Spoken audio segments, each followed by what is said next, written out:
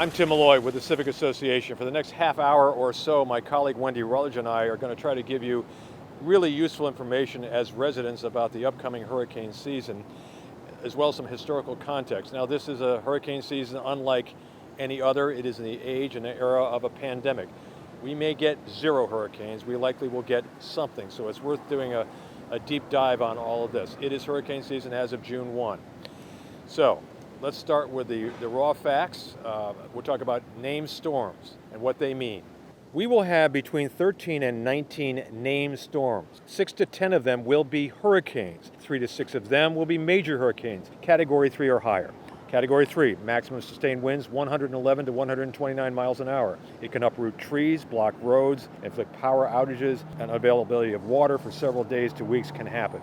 Category 4, maximum sustained winds 130 to 156. A Category 4 can result in catastrophic damage. Framed homes destroyed, homes built to withstand hurricane force winds sustain significant roof damage. Most trees are snapped or unrooted, roads are blocked, electrical poles down, and outages lasting several weeks to months. And the Cat 5, Category 5, most catastrophic of them all, maximum sustained winds of 157 miles per hour or higher. This is what hit the Bahamas last year. Damage so severe that most of the area hit by a storm could be uninhabitable for weeks or months. Witness the Bahamas, it happened there. Only 3 Category 5 hurricanes have ever hit the coastline of the United States, thankfully. But even a Cat 3 or a Cat 2, in this compromised time for many people, can magnify the concerns and the damage. Imagine there's this great big giant hurricane brewing in the Atlantic Ocean, headed straight for South Florida. Well, that was exactly the situation a year ago when Hurricane Dorian was barreling toward Palm Beach Island. Now, most residents did obey the orders and evacuate, get off the island.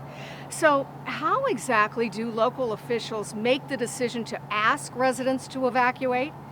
Well, it's complicated. Hurricane Dorian was a Cat 5 megastorm last year in late August, tracking straight for us. With winds up to 183 miles per hour, most would think the lashing wind would be the driving destructive force, threatening property, even human life.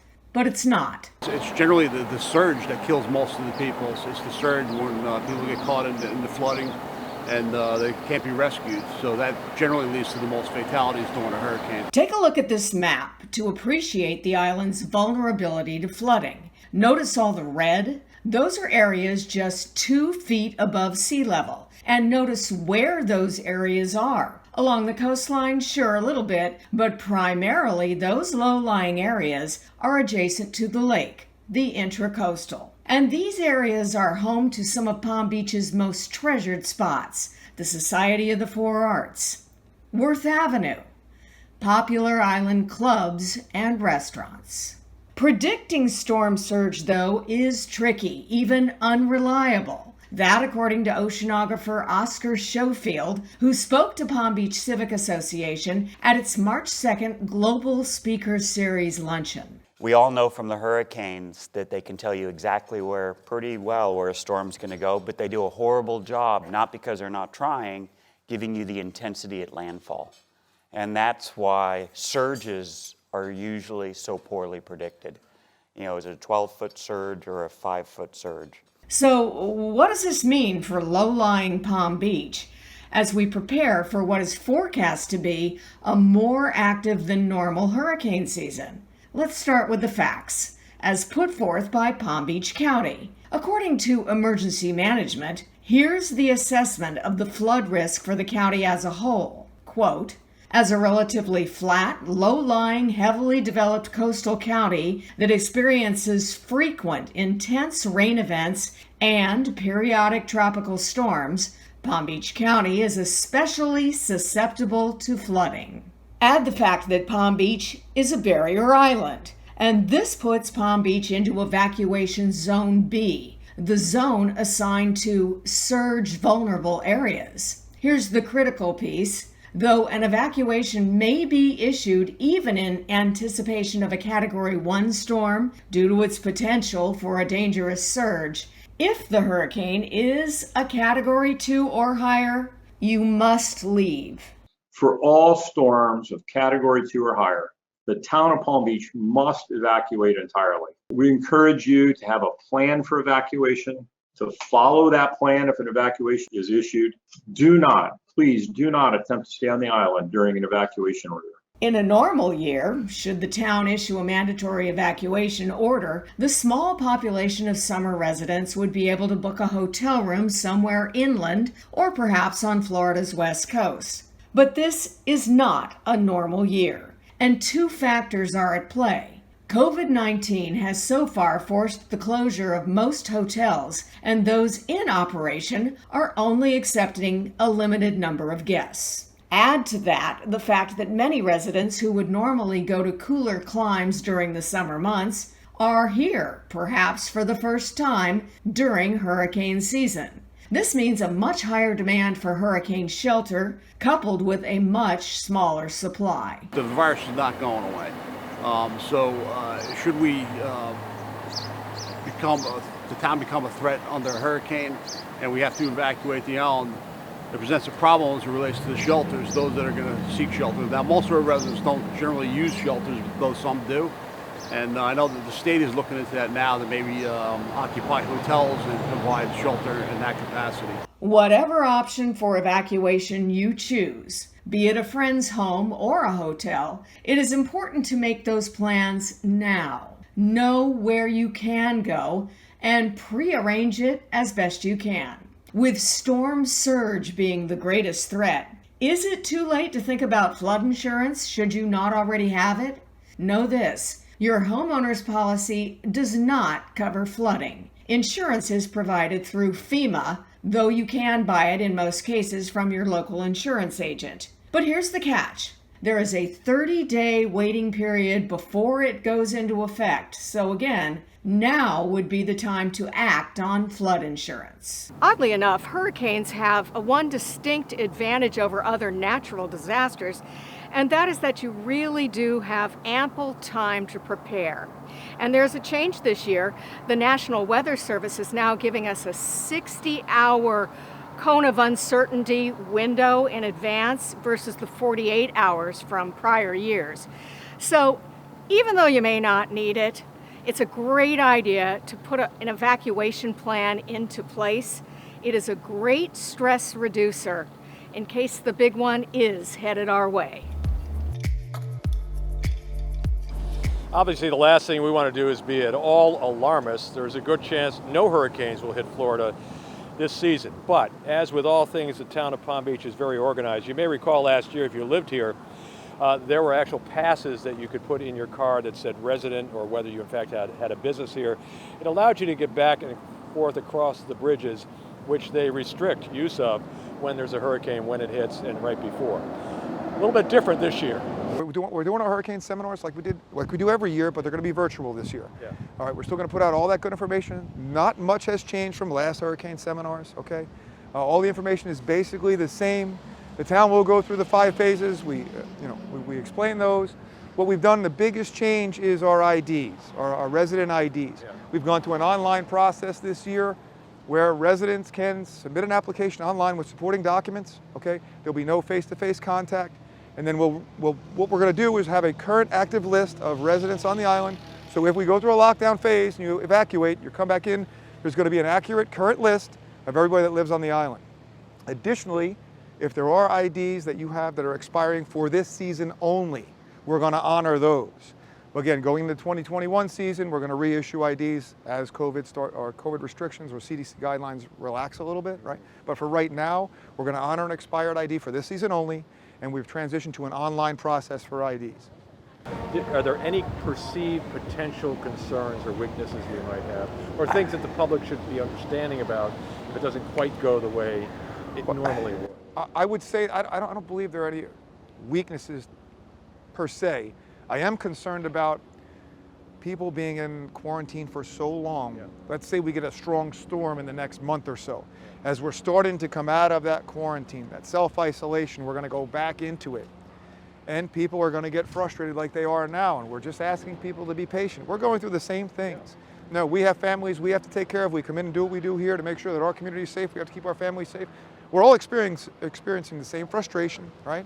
So if something happens, just be patient. We're doing the best we can, and there are a lot of people out there that are doing it every day, okay? And we understand, we really do. Just be patient, and we're gonna work through it together. And we've done that. Again, everybody that's worked with us and putting all that good information out has helped our community work together, and working together helps us get through it all. So again, you can do this all online. Clearly, if you have a question, you can call the Palm Beach Police Department, or you can go on the town's online services as well as the police department's website. So a little bit easier this year, but make sure you get the passes if you live here. If this hurricane season is as active as it is forecasted to be, you might be asked to evacuate. Now, most people are very cooperative and do get off the island, but there are always a few who decide to ride out the hurricane. If you do ride it out and you get in trouble and you need some emergency services, will you be able to get them? Maybe not. You know, so we really ask that people evacuate primarily for storm surge. Listen, if the water comes up and it covers the island, we can't get to you and you can't get away. If you have a medical emergency, you can't get to help. We can't bring help to you. If we had 6-8 feet of storm surge, there would certainly be catastrophic damage, and it would certainly be high probability that people would lose their lives in that kind of thing. Handling the COVID-19 pandemic has been a stressor for all of us. Now add in the stress and worry of the coming hurricane season, and well, you have the makings of some big time stress. So we went in search of some tips and some tricks for how to stay calm during the storm. We spoke with board-certified clinical psychologist Dr. Tina Gooden, who is keeping up her busy Palm Beach practice while working remotely. She addressed the issue of how to handle two major stressors, COVID-19 and a hurricane, at the same time. The problem comes up apropos the two stressors is that they're both existential stressors. And what I mean by that is they both threaten our lives. They don't just threaten our, I don't know, whether we show up somewhere or we show up on time or whether we did it right or we did it wrong. Essentially at bottom, they're life threatened. They can be extreme is that they're life threatening. So the best thing to do when one is overwhelmed is to, some people say, well, go and meditate and do it. I think gathering information has worked best with the people that I've worked with. They call them COVID passports, written medical proof that people trying to return to the Bahamas do not have the coronavirus. And you can understand the great precaution given the nightmare that descended upon those islands back in early September of last year. The people of the northern Bahamas, our neighbors, just to our east, are still gradually recovering from Hurricane Dorian. It slammed into the islands with 20-foot seas and 200-mile-per-hour wind gusts. Aviator, humanitarian, and Civic Association Director Gary Lickle loaded up his planes and made repeated trips delivering supplies and documenting the widespread devastation photographically. The storm sat on the islands for 2 days, moving at a glacial 1.3 miles per hour, tearing apart the northern part of the archipelago before turning north, narrowly missing Florida. And now, the coronavirus. Lickle, who is ready to load up his aircraft with aid if the unthinkable happens again, says, the resiliency and the courage of the Bahamians is something we could all emulate. If anybody's kind of ready for the third round, God forbid it comes like the hurricane season, those people can handle it. Why do you say that? They're just an incredibly resilient group of people. They're a glass half full people that no matter what comes at them, they figure it out and they move on. And good example is just again in our recent efforts through Dorian, thank goodness for the private citizens who love the Bahamian people, love the islands, and also the NGOs, who really helped them out. If you go over there now, you'll find that the out islands have been the survivors almost right away, thanks to the aid that was sent privately, not through the government. The ones that are waiting for the government back in Marsh Harbor and the Abacos on the mainland are still stuck. So it really has been the resilience of the people on the out islands together with the NGOs and the private citizens here locally, and all the stuff that they sent over there is now materialized into new homes, rebuilt homes, new power stations, new docks. They're not done yet, that's for sure. But you're right, first they had Dorian, then they had the lockdown, but The good news is that now things are opening up. They can travel island to island. There's only 11 cases, 11 too many, but they're in Freeport and Nassau. So the rest of the islands have been basically germ-free. They've not reopened to outsiders, but they've reopened to commerce back and forth between the islands, and we're hoping that on or before July 1st they'll be reopened to all of us so we can go back and help them some more and spend our dollars in the Bahamas where we all love it. If you had to get an airplane to help again, you'd be there. You bet, anytime. The CDC reports 109 cases and 10 deaths from the coronavirus on the islands so far. For a nation so reliant on tourism, strict adherence to the rules we are supposed to follow are critical. Dorian did $5 billion worth of damage to the Bahamas, 300 people still missing, dozens were killed. There is rebuilding. Grand Bahama has full electricity now. The curfews have been dropped and Abu Coast is shaping up rather well. But, like us here in Florida, all eyes remain on the east. Yes, COVID, top of mind, but also hurricane season on us now. And it all comes from that direction. The Bahamas right behind us. Sea turtle hatching season runs right through October 31st, so it pretty much coincides with our hurricane season. So what exactly happens when a hurricane rips through and tears apart the beaches, probably tears apart some of the sea turtle nests? That's just one of the questions that we ask the experts. After storms come into our local areas, we see significant tidal inundation of a lot of our nests, so meaning that a lot of our nests get overwashed with the surf. And that's not really detrimental to the animals or to the nests if it happens once or twice, but if it happens continuously and for long periods of time, that can lead to mortality of those nests. When an egg gets washed out of its nest, it kind of rotates and rolls around, and that, those eggs are doomed after that. So there's really nothing we can do after the eggs are kind of washed out due to storm. If it's hatchling season, usually later in the sea turtle season, like June, July, August, and September, when we get a lot of these storms, we will see a significantly higher number of what we call washback hatchlings that come to shore. So hatchlings that have emerged from their nests and then make it out to the water. They're only this big, so they can't really swim against really large currents. And so what happens is those get blown back into shore, and we will collect those. And we do see significantly more of those hatchlings during periods of high storms than not.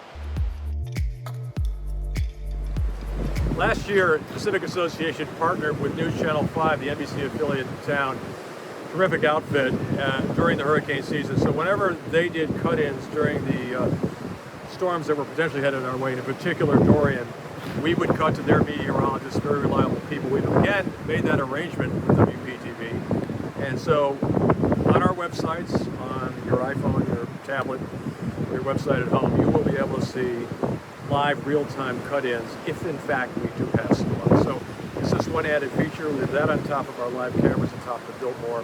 And we plan ourselves to also be able to go live if there is a hurricane coming toward us. The communications department and Palm Beach TV is staying here this summer. So that's good news about Channel 5.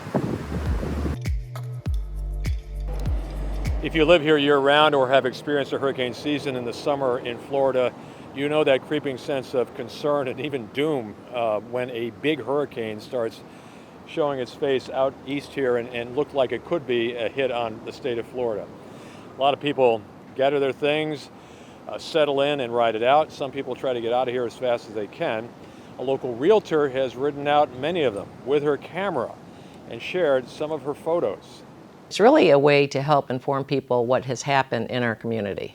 Lifelong Palm Beach resident Dragana Connaughton is well known around the island for her beautiful wildlife shots of Palm Beach. But when hurricane season kicks in, the journalist in her emerges. Hurricanes also, have a lot of great beauty, but the ocean is very powerful and very dangerous. But I wanted to show you some, other scenes that other than just destruction from the hurricanes. So just roll through them. Sure. So here's also a shot at sunrise.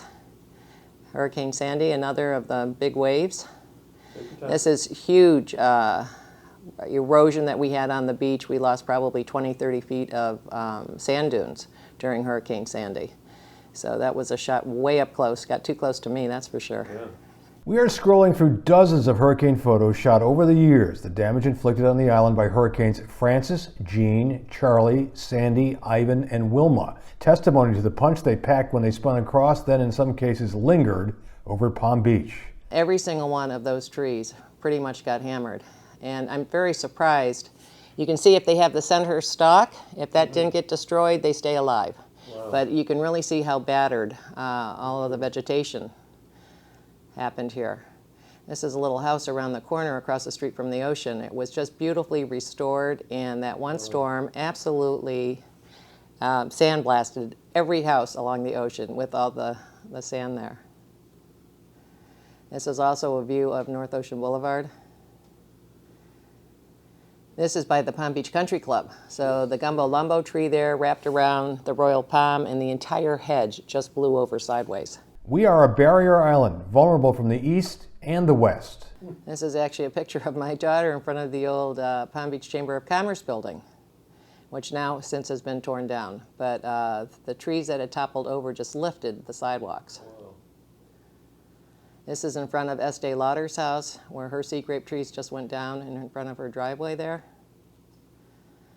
Another scene, you know, this is one of the most scenic routes in all of Palm Beach, and we lost so many of those trees, but it literally lifted the sidewalks, you know, damaged the streets. So this is what I was telling you, right by the Biltmore, where we have those beautiful topiary ficus trees, and they literally all ended up crooked all the way down.